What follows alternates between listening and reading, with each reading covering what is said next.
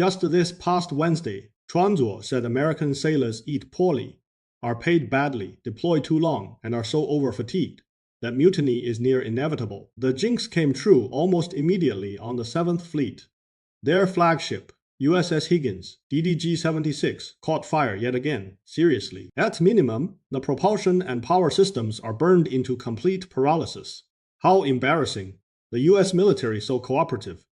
On the 22nd of April, the USS Zumwalt caught fire during post-refit acceptance inspection. The USS Gerald R. Ford Laundry Room mystery fire is still being investigated by the Naval Criminal Investigative Service, with no word after half a month. Since the US military is being so cooperative, and today is May Day, Chuanzuo must talk more about the Navy so everyone can enjoy the show once more. Remember the Trump-class battleship the know-it-all wanted to build? That absurd warship has a sequel.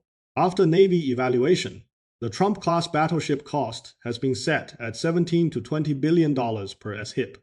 This stunned Chuanzuo as a brand new content creator. Even the Japanese media, most familiar with giant battleships, estimated only about $9 billion per ship. The US Navy dared to demand $17 to $20 billion right out of the gate. Honestly, today, America lacks both the design and shipbuilding capacity to build such a warship. The concept was conjured purely to keep the know-it-all happy. But if Americans actually put down real money, Chuanzuo thinks this ship has hope.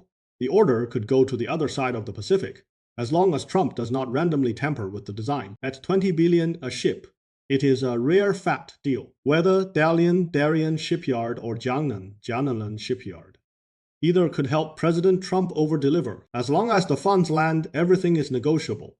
They might as well go straight to a 30,000-ton nuclear-powered cruiser. 3 years to hit the water, giving Trump his own nuclear-powered avatar, a heart that never stops. In 2028, winning again with nuclear power and serving a third presidential term. Saying $20 billion is expensive is only because of the contrast. The Trump class is pricey, but there are only 3 of them. Since the imperial robes for all 4 seasons number but 8 sets, how expensive can it really get? Look at the various smoke and mirror projects in America, and you will understand what slicing meat with a fine knife truly looks like. Last time, Chuanzuo said the US military spent years building a Constellation class frigate and only reached 10% progress. Half a year later, the embarrassment grew. In November 2025, the Navy announced all follow-up Constellation class construction was slashed, keeping only 2 ships already under construction. These 2 will likely never get built, but the spent money does not have to be recovered. The US Navy poured in $9 billion for design, research, shipyard construction, and materials. After cancellation, only $2.5 billion was recovered. The other $6.5 billion went down the gauntlets of the lords at every level. A fire dragon from heaven burning down the Constellation class may not be a bad choice for the people. After the Constellation class cancellation, was that the end? Of course not. If it ended, what would the Agent Smiths eat? In 2026, the Navy announced a new FFX frigate program. This time, they finally acknowledged their own limitations. This time, they copied the Legend-class national security cutter design wholesale, bolting a naval strike missile launcher onto a Coast Guard cutter and calling it a frigate. Under Agent Smith's tender care, a whiteboard ship with no phased array radar, no proper air defense missiles, and no anti-submarine sonar will cost $1.4 billion at fiscal year 2027. The second, not until fiscal year 2029. The third and fourth, not until fiscal year 2031, when the price balloons to $1.6 billion.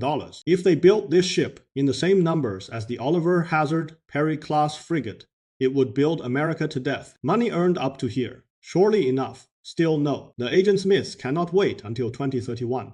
Power not used is power wasted. By 2031, the know-it-all will be gone. So where would this term Agent Smiths rake in silver? They finally admitted American shipbuilding has a problem. So they would consider using an ally design and building in running dog shipyards. Which ally has the honor of building ships for daddy? The Agent Smiths must investigate, must research. The research budget, $1.85 billion. This project that will obviously produce no results is blatant embezzlement of military funds. American shipbuilding companies saw this and said, did Trump not say American ships built in America can make America great again? Not even bothering to pretend anymore, to invite the Japanese and Koreans to build ships. They want to spend $1.85 billion on a study. The treacherous officials have outed themselves. The Department of the Navy is one. and so is the Department of War. Whether the know-it-all battleship or the frigates of the Agent Smiths, Chuanzuo can lay down the conclusion now. They are all classic grift projects. If they build even one ship that sits in dry dock as an actor telling stories, that already counts as a victory. In 2010, the Obama administration cancelled the CGX cruiser program, and the Navy pivoted to the DDG-X next-generation destroyer, planning to use the proven Arleigh-Burke class for an enlarged design, pouring tens of millions to over 100 million in research. Every year, see how the Trump-class battleship came about. In 2025, Trump, personally, zeroed out the entire DDG-X research budget, redirecting it all into the Trump-class battleship. Now that the know-it-all holds power, why let the Agent Smiths of the Obama era make the money? This battleship has not the slightest shred of military rationality. Calling it a battleship in this era is already embarrassing enough. The Trump class has a standard displacement of 35,000 tons, yet uses the same radar as the Arleigh-Burke Flight III, a 35,000-ton ship with radar meant for a warship under 10,000 tons. Only 128 small vertical launch system cells for air defense missiles, and at most 12 large VLS cells for hypersonic missiles. Its firepower is a full tier below even the Kirov-class battlecruiser. So why build it so large? Even more surreal. Besides one electromagnetic railgun, nobody knows whether they can make.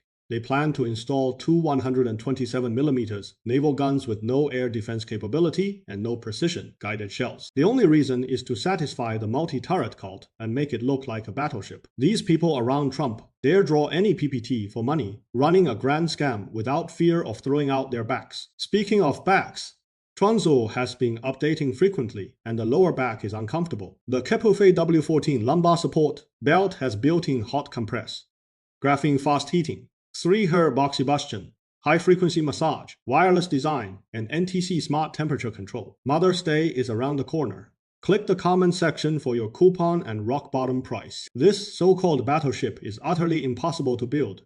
Yet the Agent Smiths want precisely that, as the Constellation-class case shows.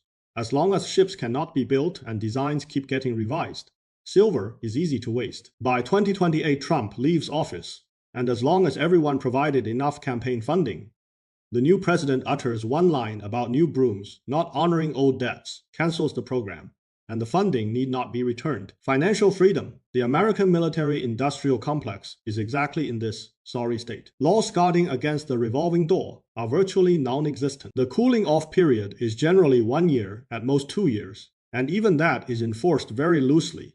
After leaving office, officials wait a year or two and then collect a salary from those contracting firms. Admiral John Richardson joined the Boeing board less than 2 months after retiring. General Joseph Dunford entered the Lockheed Martin board 5 months after retiring as chairman of the Joint Chiefs of Staff. From 2017 to 2021, 32 four-star generals retired, of whom 26 entered defense contractors as board members, advisors, lobbyists, or consultants. From 2019 to 2021, 242 retired lieutenant generals, major generals, and brigadier generals passed through the revolving door into defense-linked companies. In 2019, the Government Accountability Office audited 14 major defense contractors and found 37,032 civilian and military officials who had spun from the Defense Department, averaging 2,645.1 per company. Officials and businessmen as one.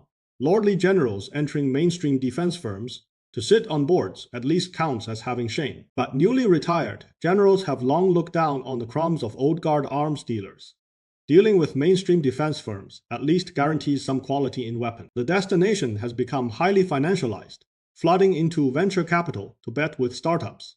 Because the bigger the wave, the fatter the fish. General Stephen Townsend, former Africa Command Commander, joined a counter-drone startup in Utah right after retiring, a company that the week before landed a $25 million investment from Lockheed Martin. General Mike Murray, first commander of Army Futures Command, joined 3 startup arms companies in one breath, casting a wide net. The former director of the National Guard Bureau and the former vice chief of naval operations went straight into startup AI companies. These startup arms companies do not need the aging old codgers of the US military to do actual work. They are given high salaries and profit shares for their network of connections. Look at Palantir and Anduril.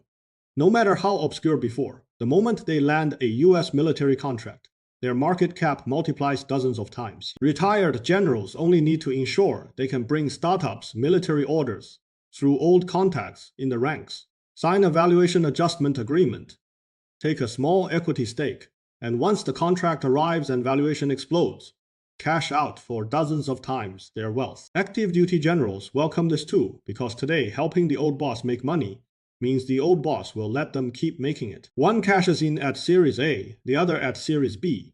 Everybody playing pass the parcel until the American stock market takes the bag. Some viewers might ask, do democratic countries not have checks and balances, oversight? With these lords so blatantly raking money from defense spending, is there no law, no audit, nobody to rein them in? Nobody dares manage it, and nobody would want to. Take the Department of Defense, which changed its name to the Department of War. In the 2025 financial audit, they welcomed their 8th consecutive audit failure, with auditors pointing out 26 material weaknesses and 2 significant deficiencies. 8 consecutive years failing is somehow already progress, since at least they submit to an audit. Since 1996, the Department of Defense consistently refused audits.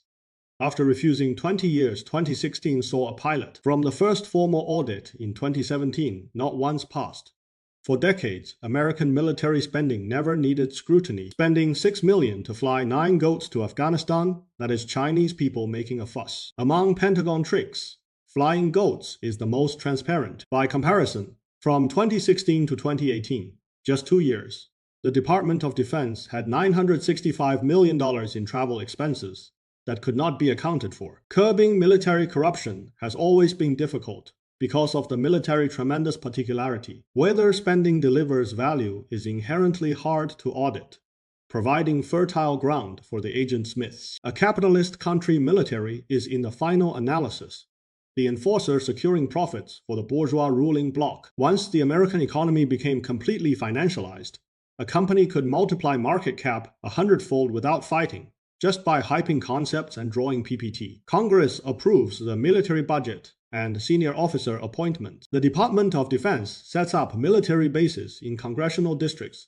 and issues procurement contracts to financial backers of congressmen. Defense contractors hire retired officers, hawk their PPTs into the military, and funnel kickbacks through hefty bonuses. Even when Republicans and Democrats beat each other into dog brains, increasing military spending makes them instantly one happy family. When it comes to class loyalty trumping all, the bourgeoisie is remarkably united, fleecing common people. This is not a question of governance technique, but of the social system. In this world, only one army would never allow corrupt elements a hiding place, and that is most certainly not the US military. That is all for today. Do not forget to subscribe.